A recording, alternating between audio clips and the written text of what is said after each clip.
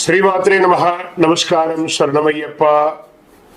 Sadhguru జ్యోతిషాలయం December నెల గోచార గ్రహస్థితులను దృష్టిలో పెట్టుకొని అన్ని వర్గాల వారిని దృష్టిలో పెట్టుకొని ఈ నెల జాతక పరిశీలన అనేది చెప్తున్నాం. 12 రాసులకి ప్రతి ఒక్కరికి జాతకం అంటే కూడాను నాకు ఎలా ఉంటుంది, ఆరోగ్యం ఎలా ఉంటుంది, వ్యాపారం ఎలా ఉంటుంది, ఉద్యోగం ఎలా ఉంటుంది, నా జీవితం ఎలా ఉంటుంది, నా రాజకీయం ఎలా ఉంటుంది, ఇలాంటి ఒక తాపత్రయంతోనే మనం పరిగెడుతున్నాం.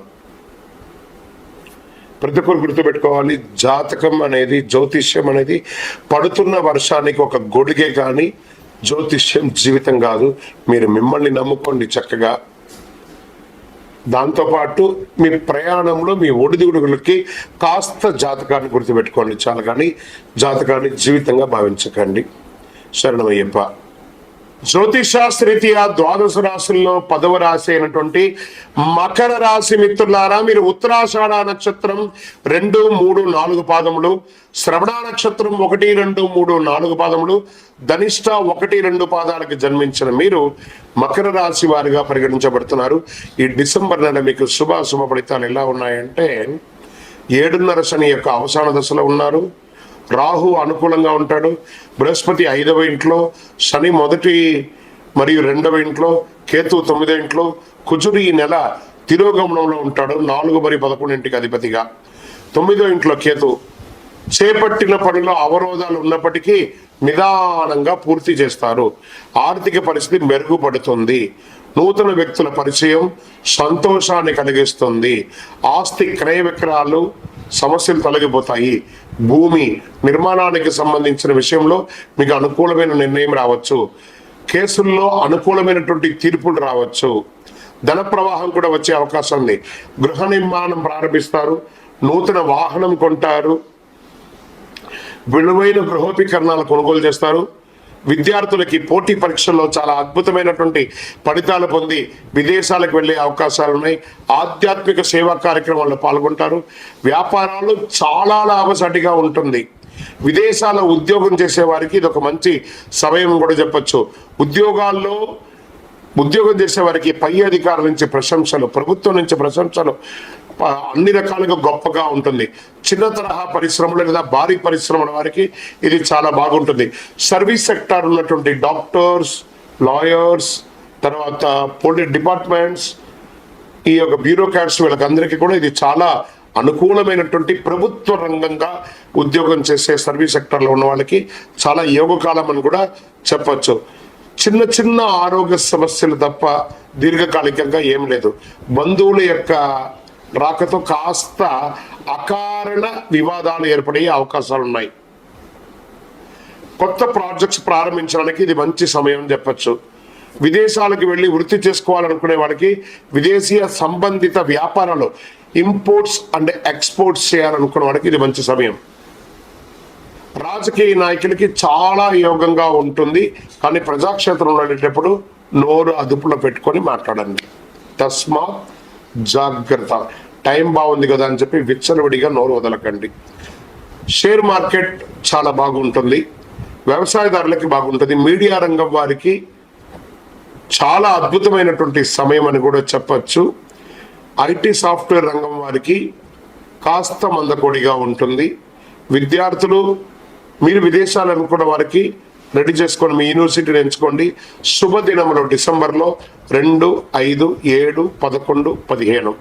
చంద్రాష్టమం డిసెంబర్ 20 నుండి ఉదయం తెల్లవారుజాము 1:59 నుండి మొదలు పెడితే 22 మధ్యాహ్నం 12:55 వరకు చంద్రాష్టమం ఉంటుంది. 2.5 రోజులు సంతకం పెట్టేటప్పుడు, వాహనం నడిపేటప్పుడు జాగ్రత్త. అదృష్ట సంఖ్య 5, 6, 9. ఈ నెల మీరు పూజించవలసినటువంటి దైవం వెంకటేశ్వర స్వామిని ప్రార్థన చేయండి. శని భగవానునికి అవసాన దశలో ఉన్నారు.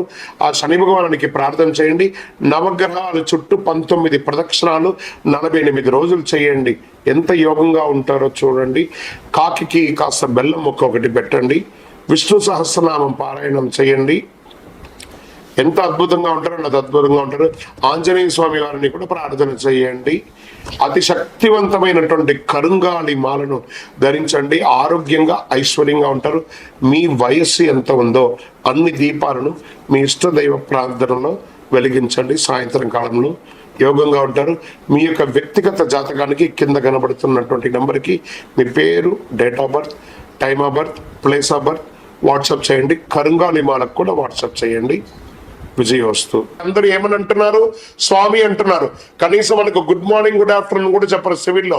కానీ ఇప్పుడు మాల వేసుకోగానే నీకు నమస్కారం చేసేంత గొప్ప స్థితికి ఎదుగుతున్నావు అనంటే అదే తత్వమసి, నీలోనే స్వామి ఉన్నారు. చూసుకో, ఎక్కడ చూసినా నీవే అయ్యప్ప సర్వాంతర్యామి స్వామి అయ్యప్ప. శరణమయ్యప్ప.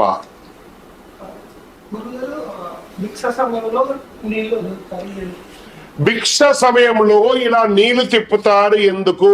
భూమికి భూ ఆకర్షణ శక్తి ఉంటుంది. వైశ్వానరుడు ఉంటాడండి. ఇది మాల వేసుకున్నప్పుడే కాదు, నిత్య జీవితంలో కూడా ఈ వైశ్వానుడును ఒకడు ఉంటాడు లోపల.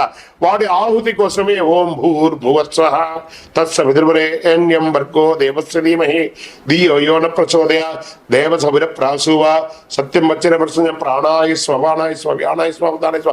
హే భూమాదేవి, నేను నా యొక్క కడుపులో ఉన్నటువంటి వైశ్వానుడికి ఆహుతి చేస్తున్నాను కాబట్టి ఈ భూమి ఈ యొక్క ఆహారాన్ని ఆకర్షించకు అని చెప్పి 3 సార్లు నీళ్లు తిప్పి దాన్ని బంధించి ఆ వైశ్వానర ఆహుతి అయిన తర్వాత ఆ భూమి బంధింపబడుతుందట. భోజనమైన తర్వాత అమృదా అభిదానమసి అని ఒక్కసారి వదలట. హే భూమాదేవి, నా యొక్క ఆహుతి, నా యొక్క హోమం అయిపోయింది అని చెప్పి రిటర్న్ గా ఒక్కసారి వదలాలట. ఆఖరికి ఒక 2 మెతుకులైనా వదలాలట ఆకులో. మళ్ళీ అందరూ ఏం చేస్తారు? వడ్డించిన తర్వాత దీన్ని తీసి స్వామి దేవుడికి పెడుతున్నాను స్వామి అని చెప్పి ఎంగిలి ఆకులో పెడతాడు. నీ ఎంగిలి తినడానికి దేవుడు ఉన్నాడు కాదట.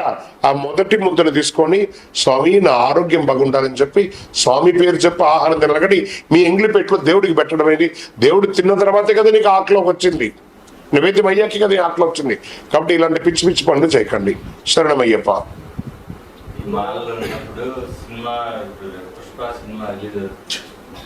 అయితే యూట్యూబ్ లో ఒక క్వశ్చన్ ఒక స్వామి చెప్తున్నాడు, ఆన్సర్ చేస్తుంది. నేను వేరే గురుస్వామిని అడగాలి అని చెప్పాడు అనమాట. ఈ మూవీకి వెళ్ళొచ్చా వెళ్ళకూడదు అంటే ఏదైనా సినిమా వాడు సినిమా హైలైట్ అవ్వడం కోసం పెట్టిన క్వశ్చన్ అది.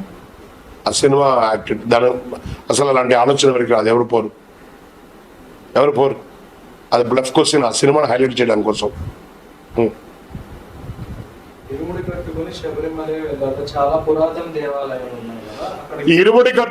శబరిమలకి వెళ్ళాలా? పురాతన దేవాలయం ఇంకెక్కడ ఇవ్వచ్చు అంటే పురాతనమైన దేవాలయం అంటే శబరిమల మాత్రమే. మిగతా అయ్యప్ప స్వామి దేవాలయాన్ని కట్టిన దేవాలయాలు. స్వామి నాకు ఆర్థికంగా స్తోమత లేదు, నేను దీక్ష తీసుకుంటున్నాను, పక్కన ఉన్న దేవాలయంకి వెళ్ళాలనుకుంటున్నాను, వెళ్ళవచ్చు. నాకు ఆరోగ్యం బాగాలేదు, అంత దూరం నడవలేను, మా పక్కన ఉన్న 18 ఉన్న దేవాలయానికి వెళ్ళాలనుకుంటున్నాను, వెళ్ళవచ్చు, తప్పలేదు. అక్కడ అయ్యప్ప వేరు, ఇక్కడ అయ్యప్ప వేరు కాదు, 2 ఒకటే. శరణమయ్యప్ప. ఒక సంవత్సరం వాడినటువంటి అయ్యప్ప మాలలు ఆ బట్టలు మళ్ళీ వాడచ్చా? ఆ మాల బంగారంలో చేశారా, వెండిలో చేశారా? మామూలుది కాబట్టి చెత్తలో పడేస్తారు. బాగా నచ్చింది, దానికి బంగారంలో తయారు చేయండి, పడేస్తారేమో. సో అది 40 రోజులు పనికి వచ్చే మాల 41వ రోజు అవ్వగానే అది పనికిరాని ఒక వస్తువు అయిపోయింది కదా. ఆ మాల వేసుకోవడం వల్ల కదా సమాజంలో మీకు గొప్ప పేరు వచ్చింది. ఆ మాల వేసుకోవడం వల్లనే కదా మీకు ఆధ్యాత్మిక చింతన పెరిగింది. అవన్నీ చేసి పొంది ఆ దీక్షలో ఉన్నటువంటి నామస్మరణ, ఆ శబరి దర్శనంలో ఉన్నటువంటి అనుగ్రహము, అవన్నీ పొందిన మాలను, ఆ బట్టను మన ఇంట్లో పెట్టుకుంటే ఇంకా ఐశ్వర్యవంతులం అవుతామా? లేదా తీసుకుపోయి రాగి చెట్టు దగ్గర దాని దగ్గర పెట్టి మీరు కావాలంటే గమనించండి, ఈ మాలలు బట్టలు పడేసిన చెట్లంతా కూడా బ్రహ్మాండంగా పెరిగి ఉంటుంది. ఎందుకంటే అనుగ్రహం అంతా దానికి పోతుంది, మీరు పెట్టుకోవట్లేదు కదా. వెండితో బంగారంతో అల్లేస్తే ఇలా అడుగుతారా? అది ఎక్కడో నాసిరకం కాబట్టి అడవరేస్తున్నారు. ఇంకా వీటి వెండితో బంగారంతో అల్లిచ్చి పడేస్తానని చెప్పండి, మేము వచ్చి తీసుకుంటాం. శరణమయ్యప్ప.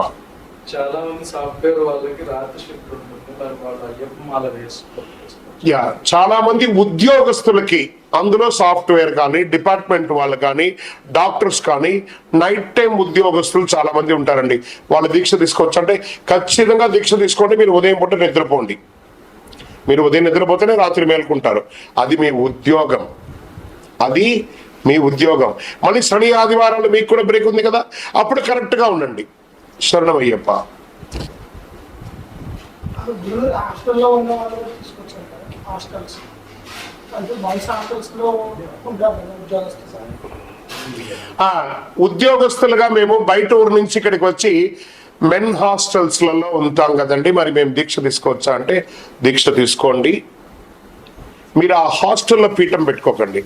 చుట్టుపక్కల పరిసర ప్రాంతాల ప్రతి ఊరిలోనూ ప్రతి 30 కిలోమీటర్కి ఒక అయ్యప్ప స్వామి దేవాలయం ఉంది. ప్రతి 30 కిలోమీటర్కి ఒక అయ్యప్ప స్వామి దేవాలయం ఉంది. ఆ దేవాలయాలలో భిక్ష ఉంటుంది. అక్కడ పోయి భిక్ష తీసుకోండి. చక్కగా మీ దీక్ష ఉండండి. ప్రయత్నం చేయండి. ఆ పక్కన ఉన్న దేవాలయంలో స్వామి నేను ఇక్కడ పడుకోవచ్చని అడగండి.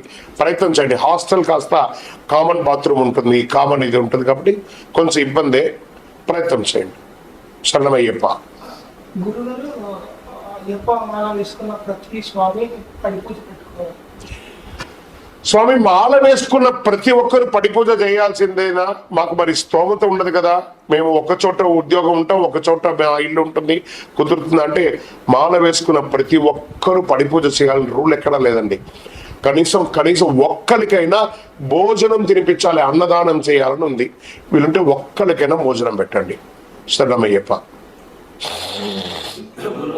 లేడీస్ ప్రాబ్లమ్స్ వస్తుంది మా దీక్ష టైంలో, ఇంట్లో లేడీస్ ప్రాబ్లమ్.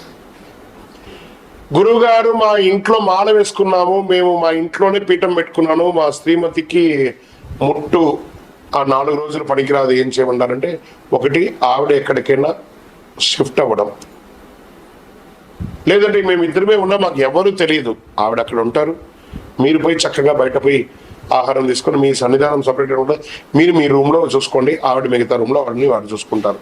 ఈరోజు రేపట్లో దారులు చాలా ఉన్నాయండి ఇంట్లోకి వెళ్ళడానికి, రావడానికి, జాగ్రత్త పడడానికి. ఈరోజు అందరికీ అన్ని నాలెడ్జ్ ఉందండి. ఎందుకంటే మన తెలుగు రాష్ట్రాల్లో కాకుండా బయట రాష్ట్రాల్లో ఉన్నటువంటి వాళ్ళందరూ భార్యాభర్తలు మాత్రమే ఉన్నారండి. వాళ్ళ బంధువులు ఉండరు, ఇంకొకరు ఉండరు, వాళ్ళు మాత్రమే ఉంటారు. కాబట్టి వాళ్ళకంతా వేరే చోట సన్నిధానాలు అంతా ఉండవు. కాబట్టి వాళ్ళు ఇంట్లోనే ఉండాల్సిన స్థితి, వేరే అవకాశం లేదు. కాబట్టి ఆ సమయంలో, ఋతుచక్రం ఉన్న సమయంలో కొంచెం కోఆర్డినేట్ అయ్యి చేసుకోండి, మీకు నాలెడ్జ్ ఉంటుంది. శరణమయ్యప్ప. గురువు దీక్ష పూర్తయిపోతుంది. రిటర్న్ వచ్చిన సమయంలోనే చాలా మంది పంబల స్నానం చేసి అక్కడే మాలను సజ్జలు చేసి అక్కడి నుంచే పంబ తీసుకుంటూ ఉంటారు. పంబ తీసుకుంటాడా? చాలా మంది తీసుకుంటారు. పంబ ఏంది? మధ్య ఆ మద్యం అని చెప్పు. దాన్ని పంబతో పొడుస్తామైంది. అది పవిత్రమైన జలం, ఇది దొంగ జలం. అదే అట్లా చేసేస్తాం. పంబ తీసుకోవడం ఏందా? పంబ తీసుకుంటే ఆరోగ్యవంతుడు అతడు. వాడు మద్యం తీసుకుంటున్నాడు అడుగు. మధ్య తీసుకుంటాం. వాడి గురుస్వామి వాడికి అంటే నేర్పించాడు ఆ కల్చర్, కాబట్టి వాడు అలా ఉంటాడు.